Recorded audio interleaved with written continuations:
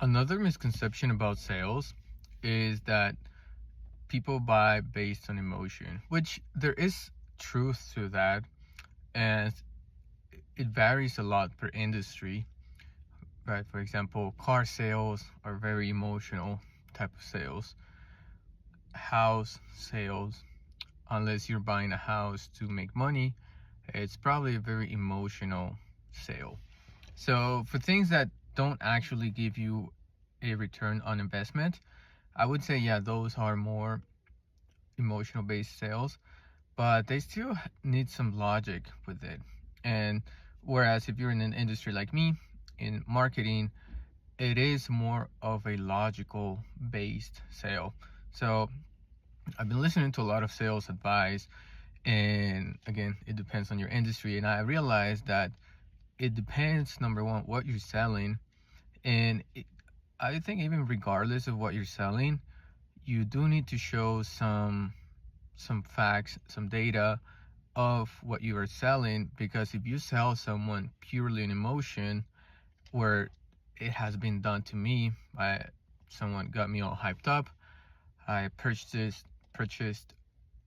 this program, and then in this particular case, it's not that it didn't meet my requirements, it's that they lied and they didn't actually did what they said they were gonna do. So if you're selling based on emotions and you don't actually do what you said you were gonna do, or your product is not as good of a quality as you say it is, then that's where the issue comes. And that's where I've seen mostly the emotional based sales are emotional because they don't have any logic or data to back it up. And more seasoned business owners, more seasoned people in general that have more experience are going to be more logical, because at some point they have been sold on their emotions and they realized it was not a good thing.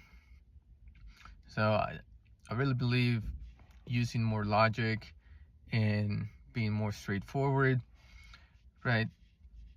Obviously, you need your personality. A lot of other factors go into it. I'm not saying it's the only thing, but when it comes to emotional and logical based, I think there's been a really big misconception about selling based on emotions, and it should be more based on logic.